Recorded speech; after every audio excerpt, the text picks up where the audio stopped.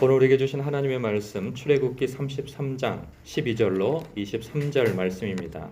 생명의 샘과 9월 29일 수요일 말씀 하나님이 친히 가리라 하심. 함께 읽겠습니다. 모세가 여호와께 아뢰되 보시옵소서 주께서 내게 이 백성을 인도하여 올라가라 하시면서 나와 함께 보낼 자를 내게 지시하지 아니하시나이다. 주께서 전에 말씀하시기를 나는 이름으로 또 너를 알고 너도 내 앞에 은총을 입었다 하셨사온즉 내가 참으로 주의 목전에 은총을 입었사오면 원하건대 주의 길을 내게 보이사 내게 주를 알리시고 나로 주의 목전에 은총을 입게 하시며 이 족속을 주의 백성으로 여기소서. 여호와께서 이르시되 내가 친히 가리라 내가 너를 쉬게 하리라. 모세가 여호와께 아뢰되 주께서 친히 가지 아니하시려거든 우리를 이곳에서 올려보내지 마옵소서. 나와 주의 백성이 주의 목전에 은총 입은 줄을 무엇으로 알리이까? 주께서 우리와 함께 행하심으로 나와 주의 백성을 천하 만민 중에 구별하심이 아니니까. 여호와께서 모세에게 이르시되 내가 말하는 이 일도 내가 하리니 너는 내 목전에 은총을 입었고 내가 이름으로도 너를 알미니라. 모세가 이르되 원하건대 주의 영광을 내게 보이소서. 여호와께서 이르시되 내가 내 모든 선한 것을 내 앞으로 지나가게 하고 여호와의 이름을 내 앞에 선포하리라. 나는 은혜 베풀 자에게 은혜를 베풀고 긍휼히 여길 자에게 긍휼을 베푸느니라. 또 이르시되 내가 내 얼굴을 보지 못하리니 나를 보고 살 자가 없음이니라. 여호와께서 또 이르시기를 보라 내 곁에 한 장소가 있으니 너는 그 반석 위에 서라. 내 영광이 지나갈 때에 내가 너를 반석 틈에 두고 내가 지나도록 내 손으로 너를 덮었다가 손을 거두리니 내가 내 등을 볼 것이요 얼굴은 보지 못하리라. 아멘. 금송아지 우상 숭배 사건 이후에 하나님께서 약속의 땅을 향해 가는 이스라엘과 함께 하지 않으시겠다 말씀하시죠. 청천벽력과 같은 그러한 선언을 하나님께서 하셨어요. 그러나 하나님께서 하나 단서를 붙이신 것은 내가 가지 않지만 내 사자를 너희들 앞서 보내어서 너희들이 가는 길을 형통케 하시겠다는 약속은 주셨어요. 그러니 하나님의 약속은 이스라엘 백성을 가나안 땅에 모두 성공적으로 입성시켜 주시겠다 하는 그 약속은 지켜 주시겠다고 하나님께서 말씀해 주셨어요. 이 일로 모세는 그 진영 바깥에 회막을 두고 하나님을 만나고 있죠. 그 회막 안에서 하나님과 모세가 무슨 대화를 나누었는가 하는 내용이 오늘 담겨 있어요. 보니까요, 모세가 12절에 하나님께 이렇게 아뢰죠. 주께서 내게 이 백성을 인도하여 올라가라 하시면서 나와 함께 보낼 자를 내게 지시하지 아니하시나이다. 그러니까 하나님께서 너희들 앞서 내 사자를 보낼 것이다 라고 하신 말씀에 대하여서 모세는 아마도 어떤 사람으로 생각했던가 봅니다. 그래서 그가 누구인지 아직 말씀해 주지 않으셨습니다. 이렇게 지금 하나님께 여쭙고 있죠. 그러면서 주께서 전에 말씀하시기를 나는 이름으로도 너를 알고 너도 내 앞에 은총을 입었다 하셨사온즉 내가 참으로 주의 목전에 은총을 입었사오면 원하건대 주의 길을 내게 보이사 내게 주를 알리시고 나로 주의 목전에 은총을 입게 하시며 이 족속을 주의 백성으로 여기소서. 하나님께서는 처음에 이렇게 말씀하셨어요. 내가 이 이스라엘 백성을 싹 쓸어버리고 모세 너를 통하여서 새 민족을 만들겠다라고 말씀하셨고 또 하나님은 이스라엘 백성이 그 우상 숭배를 하고 난 이후에 그들을 내 백성으로 칭하지 아니하시고 네 백성이다. 모세 네 백성, 모세 네가 애굽 땅에서 이끌어낸 그 백성 이렇게 칭하시면서 선을 그으셨죠. 이럴 때 하나님께서는 이제 그들과는 선을 긋고 그리고 모세 내가 너하고만을 관계하겠다라고 그렇게 말씀하셨는데 지금 여기에서의 이 뉘앙스는, 모세의 뉘앙스는 이러죠. 나로 주의 목전에 은총을 입게 하시며, 이미 하나님께서는 모세에게는 은총을 주시겠다고 말씀하셨어요. 그런데 모세는 지금 하나님을 만나는 그 목적에 있어서는 자기가 목적이 아니에요. 누가 목적이냐면 이스라엘 백성인 거예요. 이 족속을 주의 백성으로 여기소서 하면서 아직 모세는 하나님의 그 대답을 끝으로 보지 아니하고 하나님 앞에 나아가서 이 백성이 하나님의 백성인 것을 다시 인정해 주시고 통촉하여 달라고 하는 그러한 지금 기도를 하고 있는 거죠. 그랬더니 14절에 하나님의 대답이 이렇습니다. 내가 친히 가리라. 내가 너를 쉬게 하리라. 그러죠? 그러면 15절에 모세가 여호와께 아뢰되 주께서 친히 가지 아니하시려거든 우리를 이곳에 올려보내지 마옵소서. 이렇게 해요. 분명히 14절에서는 내가 너를 쉬게 하리라. 내가 친히 가리라. 말씀하시잖아요. 그럼 이게 무슨 말씀일까 하는 겁니다. 뭔가 좀 질문과 대답이 조금 맞지 않는 것처럼 여겨지는데 이 내용이 이렇습니다. 모세가 우리를 앞서서 하나님의 사자를 보내주시겠다는데 그가 누구입니까?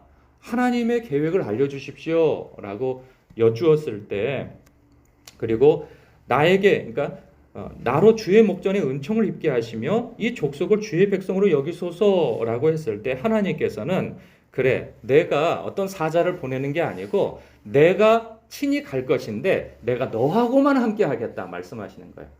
그러니까 이스라엘 백성과 함께 하시겠다는 게 아니고 내가 모세 너를 택하여서 보냈으니 그 일이 끝나기까지 그래 내가 너와는 함께 하겠다. 그러나 이스라엘 백성하고는 함께 하지 않겠다. 이렇게 말씀하시는 거죠. 그랬더니 모세가 알아들었습니다. 그래서 15절에 이렇게 반응하는 거였죠. 모세가 여호와께 아뢰되 주께서 친히 가지 아니하시려거든 우리를 이곳에 올려보내지 마옵소서. 그러는 거죠. 그건 가당치도 않은 말씀입니다. 저하고만 함께 하시면 그게 우리에게 무슨 소용입니까? 하나님의 백성 아닙니까? 이들이 어찌 내 백성입니까? 하나님의 백성입니다. 라고 호소하는 거죠. 그러면서 16절에 아주 기특한 그 대답을 해요. 나와 주의 백성이 주의 목전에 은총 입은 줄을 무엇으로 알리까? 주께서 우리와 함께 행하심으로 나와 주의 백성을 천하 만민 중에 구별하심이 아니니까. 참 이게 기특하지 않을까요? 하나님 편에서 나와 주의 백성이, 이 사람은 자기와 백성을 하나로 계속 묶고 있어요. 첫 번째로 여기서 느끼는 건 뭐냐면 하나님의 안목이 참으로 대단하시다 하는 생각이 들어요. 그 싫다는 모세를 왜 굳이 하나님께서 그 시내산에서 호렙산에서 그를 선택하셨을까? 그리고 등 때밀어서 그를 보내셨을까? 그를 왜 이스라엘의 영도자로 세우셨을까? 하는 안목이 여기에 있는 거죠. 이런 거죠. 야, 내가 너를 세우고 저들을 싹 멸하고 너를 통해서 새 민족이 나게 하겠다. 그랬으면 보통 사람들은 그냥 잠자코 있지 않겠어요? 하나님의 의중이 그러하시다면. 근데 사실 하나님의 의중이 그런 게 아니잖아요. 이스라엘 백성을 하나님의 백성으로 삼으시겠다고 지금 그 엄청난 일들을 행하고 계시는 와중에 이스라엘 백성이 범죄하여서 지금 하나님의 마음에 큰 상처가 되어져서 이렇게 말씀하셨을 때 그걸 덥석 붙잡지 않은 거죠. 그럴 수 없습니다 하면서 그들을 살려달라고 하나님 앞에 호소하는데, 그래? 그럼 살려주지만 내가 그들과 함께 하지 않겠다. 그러면 하나님께서 나와만 함께 하신다고 하면 그래도 족합니다 라고 할 법한데 거기에서 멈추지 않는 거예요. 철저하게 자신과 이스라엘 백성을 하나로 묶어버려요. 그러니까 저들을 축복하지 아니하시면 저의 존재 이유가 없습니다 라고 생각하는 거죠. 우리가 그런 생각을 가져야 합니다. 1차적으로는 여러분의 목사인 제가 그런 생각을 가져야 하겠죠. 하나님께서 저 하나 복 주시는 것에 마음이 혹해서는 안 되는 것이죠. 하나님, 저 성도에게 복 주시지 아니하시면, 저를 하나님의 사람으로 붙들지 아니하시면 저와 함께 하시는 것이 의미가 없습니다 라고 하는 그런 중심을 가져야 한다는 생각을 말씀을 보면서 더 그런 생각이 듭니다. 참 송구스러운 장면이 아닐 수 없어요. 지금 이 모세 그 사람에게 하나님께서 복 주신다고 지금 그러고 계시잖아요. 그러는데 모세는 거기에 만족하지를 않아요. 사실 하나님께서 원하시는 것이 바로 그것인데 모세는 그것을 알고 있는 거죠. 우리 여러분도 마찬가지인 거죠. 하나님께서 여러분을 세상의 제사장으로 세우신 거 아니겠어요? 여러분의 이웃과 여러분의 직장 동료와 사업의 거래처와 있는 관계된 모든 사람 사이에 하나님께서 보내신 거예요. 그들의 중보자가 되라고. 그들과 하나님과의 관계를 맺어주는 중보자가 되라고. 그런데 우리는 어느 순간에 여러분, 모세의 입장에서도 이스라엘 백성은 참 이 속상한 사람들이에요. 뭐 걸핏하면 모세야 왜 네가 하면서 모세를 두고 맨날 원망하거든요. 이게 이쁜 구석이 없는 사람들이에요. 그럼에도 하나님께서 저들을 백성 삼으셨다고 하는 그 중심을 알고 어찌하든지 그들을 위하여서 중보하고 그들을 하나님의 백성 만들려고 그 애를 쓰는 것을 봐요. 하나님의 의중이 거기에 있다는 것을 알아야 하는 것이죠. 그래서 저나 여러분이나 나에게 하나님께서 복 주시는 것에 기분 좋아서 혹할 게 아니고 하나님께서 하나님의 의중이 어디에 있는가 살피는 것이 너무 중요한 것이죠. 주님, 저들을 복 주시지 아니하시면 저에게 주시는 복은 무의미합니다.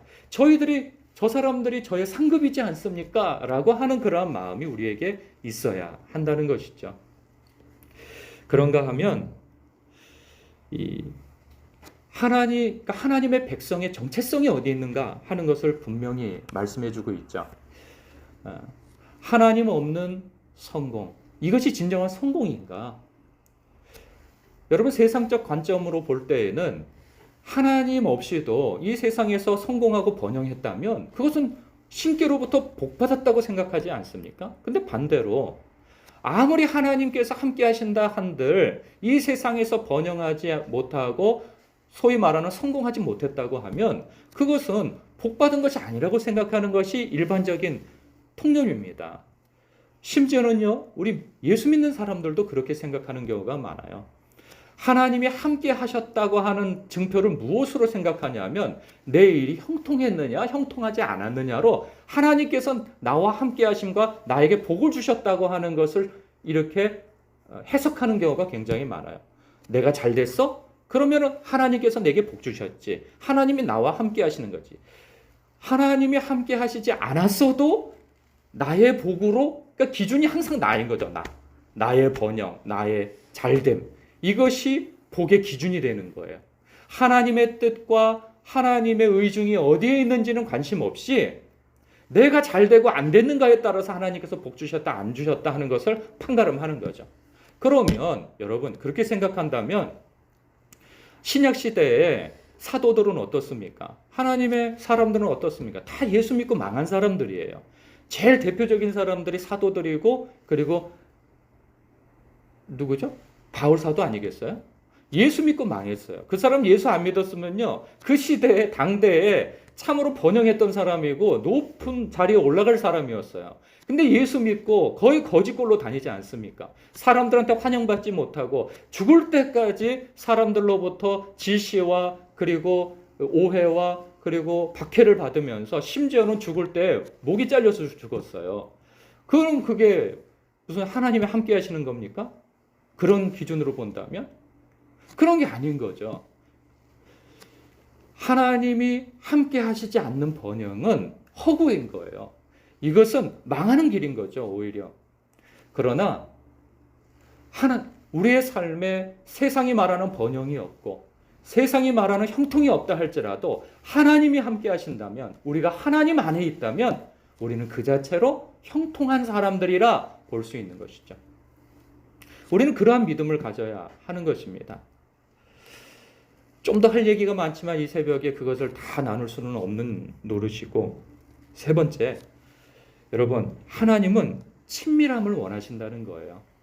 그렇기 때문에 오늘 말씀 가운데 하나님과 모세와의 대화 속에서 우리가 그러한 것을 발견하는데, 모세가 하나님이 어떤 분이신지를 깊은 기도 생활 가운데에서 체험하지 않았다면 이런 요청이 나왔을까요? 이런 요청이 나올 수 없는 것입니다.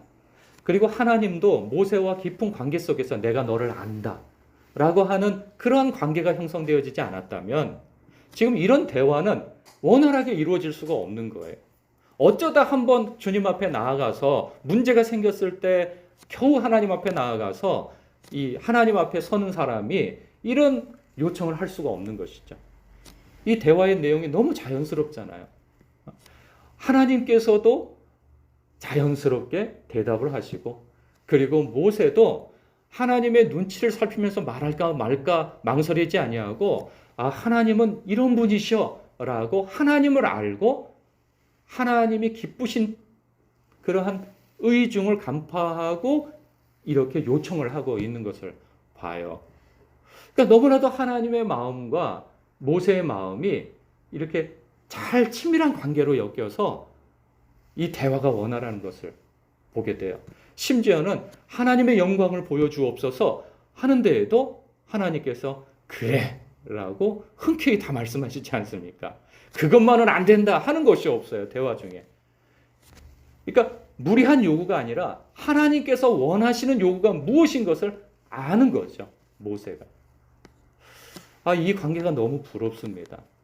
이것이 우리와도 하나님과의 관계가 가능하다는 것을 보여주는 한 예가 되는 것이죠. 우리는 예수 그리스도로 옷을 입었잖아요. 하나님이 우리를 바라보시면서 예수 그리스도로 보신다는 거 아니겠어요? 그렇다면 우리 주 예수 그리스도의 공로로 인하여서 우리는 하나님 앞에 더 친밀하게 나아갈 수 있는 거죠. 여러분, 그렇습니다. 우리의 존재성은, 정체성은 하나님이 나와 함께 하시느냐 하지 하시느냐에 달려있는 것이고요.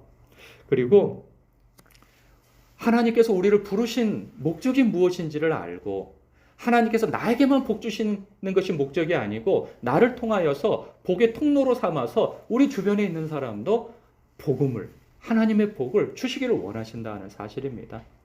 이 모든 것이 하나님과 친밀한 관계 속에서 원활하게 이루어질 수 있음을 알고, 오늘도 주님 앞에 선 여러분이 주의 음성을 듣고 하나님의 선하시고 기쁘시고 온전하신 뜻이 무엇인지 분별하여 세상에 나가서 빛과 소금이 되시길 주님의 이름으로 축복합니다.